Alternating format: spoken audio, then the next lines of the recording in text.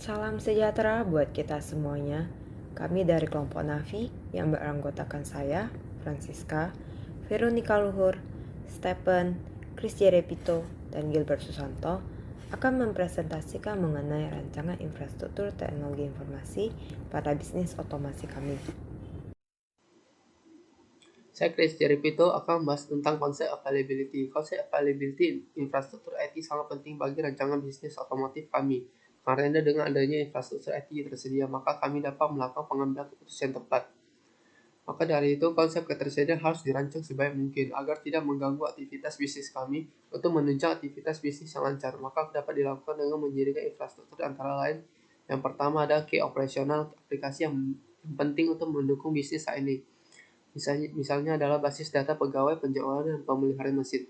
Yang kedua adalah strategi. Aplikasi yang penting untuk kesuksesan masa depan, misalnya komputerisasi yang terintegrasi dengan proses produksi. Yang ketiga adalah support. Aplikasi yang meningkatkan manajemen dan performansi perusahaan tapi tidak kritis untuk bisnis. Misalnya ada penggajian. Yang keempat adalah high potensial. Aplikasi yang mungkin berperan dalam strategi ke depan, misalnya EDA dengan seluruh penjualan email dan sebagainya. Infrastruktur bisnis otomotif kami harus dapat menyediakan dan menjamin layanan yang diberikan adalah 99,9% atau trade nines, yang artinya layanan harus tersedia dalam 99,9% dan 0,1% dianggap wajar jika terjadi mati atau down dalam layanan tersebut. Maka dapat disimpulkan, ketersediaan infrastruktur perusahaan kami harus tersedia dalam 8.751,24 jam dalam setahun, dan 8,76 jam dalam setahun dianggap wajar jika layanan itu mati. Selain itu, infrastruktur IT kami juga harus menjamin bahwa frekuensi ketidaktersediaan infrastruktur tidak boleh terjadi terlalu sering. Maka oleh itu, kami menerapkan maksimal frekuensi ketidaktersediaan sebagai berikut, yaitu 0 sampai 5 menit 0 sampai 5 menit hanya boleh terjadi sebanyak 40 kurang dari 40 kali. 6 sampai 10 menit boleh terjadi hanya kurang dari 15 kali. 11 sampai 20 menit hanya boleh terjadi sebanyak 10 kali atau kurang. 21 sampai 30 menit hanya boleh terjadi sebanyak 2 kali, dan lebih dari 30 menit tidak boleh terjadi lebih dari 1 kali.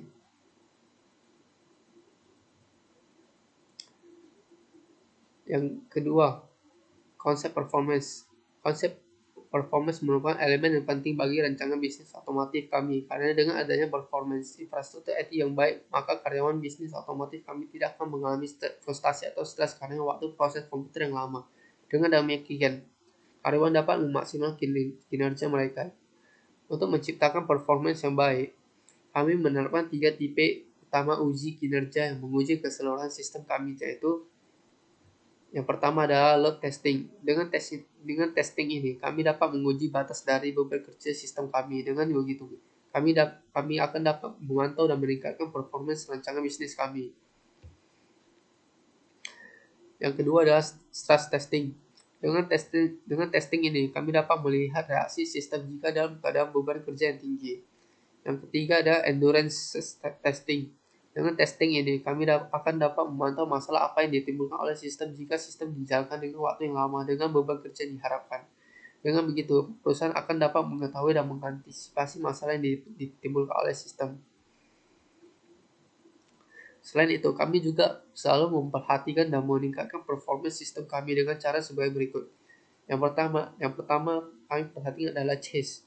Dengan meningkatkan size dan data sementara menjadi lebih besar, maka sistem tidak perlu lagi memakan waktu proses pengambilan data.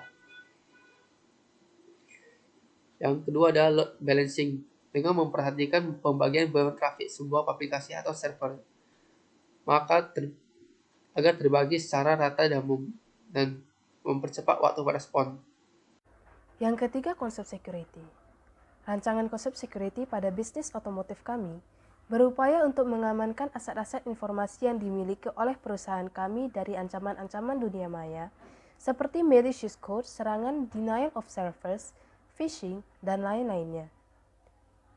Dengan adanya beberapa ancaman-ancaman yang dapat terjadi tersebut, kami merancang beberapa pencegahan atau tindakan preventif, yaitu setiap karyawan wajib melakukan reset password setiap 3 bulan, di mana sistem sudah mengatur semuanya dan terpusat. Yang kedua, setiap server sudah terinstall firewall untuk menghindari adanya ancaman untuk mail server seperti phishing, spamming, dan lain-lainnya. Yang ketiga, setiap komputer PC sudah terinstall antivirus.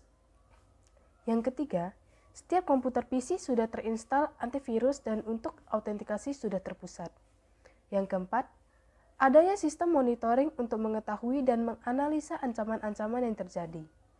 Yang kelima, adanya sistem log yang terpusat untuk membantu analisa kumpulan asal-usul atau riwayat jika terjadi kerusakan server atau adanya penyerangan. Yang kelima, adanya sistem log yang terpusat untuk membantu analisa kumpulan asal-usul atau riwayat jika terjadi kerusakan server atau adanya penyerangan atau penyusupan dari pihak luar. Selain itu, kami juga melakukan perlindungan terhadap kontrol keamanan seperti confidentiality, integrity, dan availability. Keempat, data center. Menemukan lokasi yang baik untuk membangun data center merupakan faktor penting dalam perancangan data center kami. Sehingga kami merancang lokasi data center kami berada di lingkungan yang aman dari bencana maupun bahaya seperti berada di wilayah yang tidak rawan akan terjadinya bencana alam, tidak memiliki tingkat kriminalitas yang tinggi, dan tidak padat akan penduduk.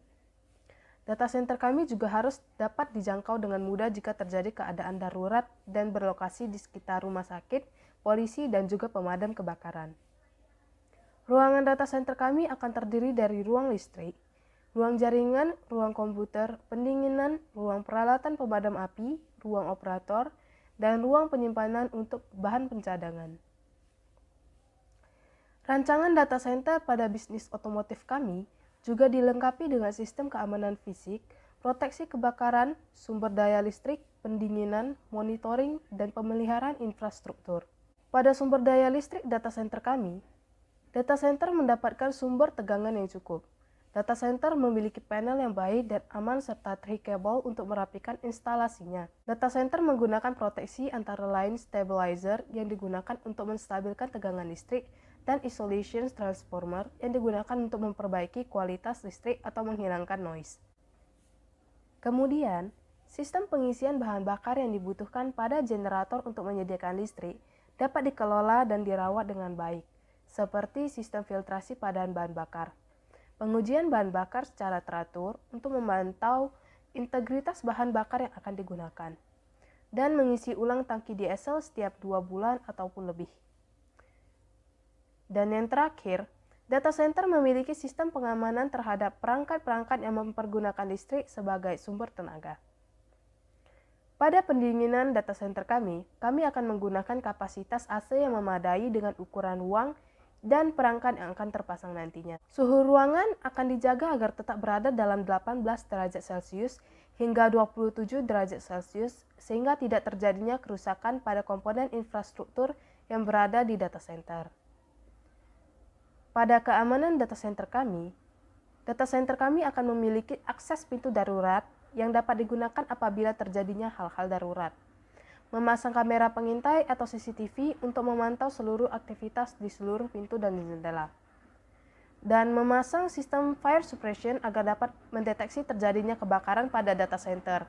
Networking yang digunakan dalam rancangan bisnis kami adalah kami memilih menggunakan LAN karena beberapa hal, yaitu jangkauannya yang hanya mencakup area kecil, tidak memerlukan biaya terlalu besar.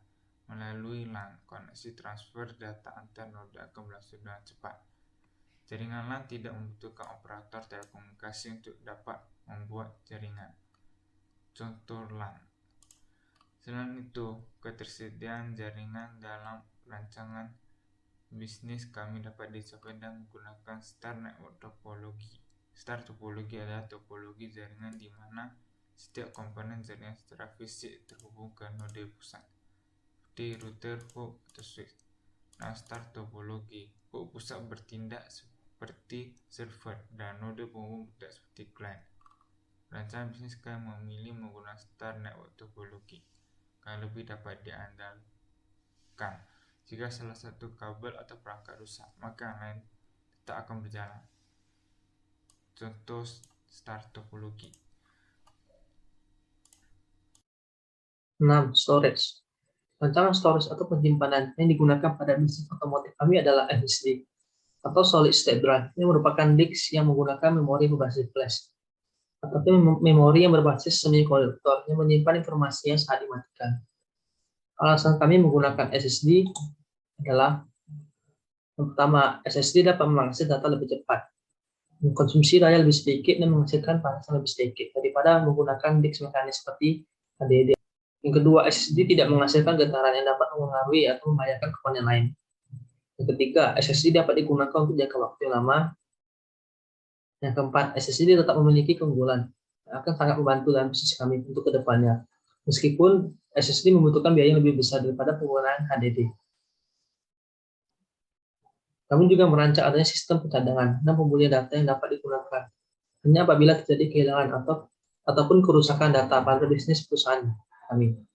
Berikut merupakan skema cadangan yang dapat digunakan pada bisnis kami. Pertama, full backup atau cadangan penuh. Dengan skema ini kami dapat menyalin atau mencadangkan semua data pada perusahaan kami. Yang kedua, incremental backup atau pencadangan incremental. Dengan skema ini kami hanya dapat menyimpan data yang baru dibuat atau diubah sejak backup terakhir. Differential backup atau pencadangan diferensial.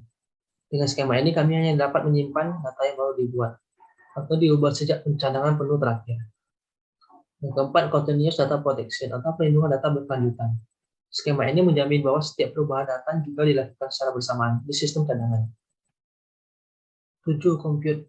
Rancangan compute pada bisnis otomotif kami yaitu semua data diproses menggunakan komputer, baik untuk menginput data, mengakses data, maupun menghasilkan output berupa informasi. Semua komputer dalam bisnis kami terhubung melalui satu server. Dalam rancangan bisnis kami, terdapat 3 komponen sistem komputer, yaitu yang pertama hardware. Hardware sendiri terbagi menjadi 4 bagian, yaitu pertama input device, terdiri dari keyboard, mouse, dan scanner. Yang kedua output device, terdiri dari printer, speaker, dan mikrofon. Yang ketiga processing device, terdiri dari prosesor, RAM, VGA card, hard disk, motherboard, dan cooling fan. Yang keempat storage device, terdiri dari hard disk, RAM, dan flash disk. Yang kedua ada software. Contoh software yang kami gunakan yaitu Google Chrome, Microsoft Office, Gmail, Accurate, dan lainnya. Yang ketiga ada brandware. Brandware sendiri adalah karyawan kami. Selain itu, server fisik pada rancangan bisnis kami dapat diamankan dengan 2 cara, yaitu yang pertama menonaktifkan port USB eksternal pada BIOS. Yang kedua, setelan BIOS pada server kali 86 harus diproteksi dengan menggunakan password. 8. Operating. Rancangan sistem operasi yang digunakan pada bisnis otomotif kami adalah Windows. Alasan kami memilih untuk menggunakan sistem operasi Windows yaitu yang pertama, user-friendly atau mudah digunakan.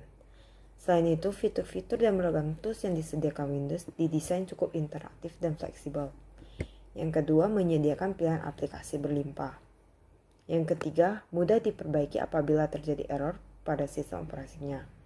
Yang keempat, mendukung banyak sistem partisipasi seperti NTFS, XFAT, FAT32, dan lain sebagainya. Yang kelima, mendukung aplikasi Office yang ramah pengguna. Selain itu, kami juga membuat keamanan untuk sistem operasi pada bisnis otomotif kami dengan berbagai cara seperti yang pertama patching, yaitu memperbaiki bug atau cacat desain, menutup keamanan lubang, dan perbaikan. Yang kedua, hardening, yaitu mengkonfigurasi file sistem operasi untuk melindunginya dari berbagai ancaman. Yang ketiga, pemindahan virus, dikonfigurasi untuk hanya memindai file tinggi dan direktori resiko berdasarkan analisis resiko. Yang keempat, firewall berbasis host, melindungi host individual dari lalu lintas jaringan yang tidak diinginkan dan memblokir semua lalu lintas jaringan yang masuk. Yang kelima, membatasi akun pengguna. Yang keenam, kata sandi di hash. 9. End user device. End user device merupakan alat yang digunakan untuk menciptakan, menyimpan, mengambil, dan berbagi informasi dari jaringan ke user. Dalam rancangan bisnis kami, end-user device pada bisnis kami mencakup komputer, printer, scanner, dan server. Kami juga membuat keamanan untuk end-user device pada bisnis otomotif kami, seperti yang pertama, manajemen perangkat seluler. Manajemen perangkat seluler dapat digunakan untuk memantau, merawat, dan mengamankan perangkat yang tidak terhubung secara teratur ke jaringan organisasi. 2. Otorisasi end-user dan kesadaran. End-user tidak dapat menghapus perangkat lunak atau mengubah file sistem atau file log. User tidak memiliki kata sandi administrator perangkat user. Saat user perlu menginstal perangkat lunak, user dapat diberi hak untuk melakukannya tanpa memberi sandi administrator perangkat user. Sekian presentasi dari kelompok kami. Bila ada kesalahan kata, kami mohon maaf. Terima kasih.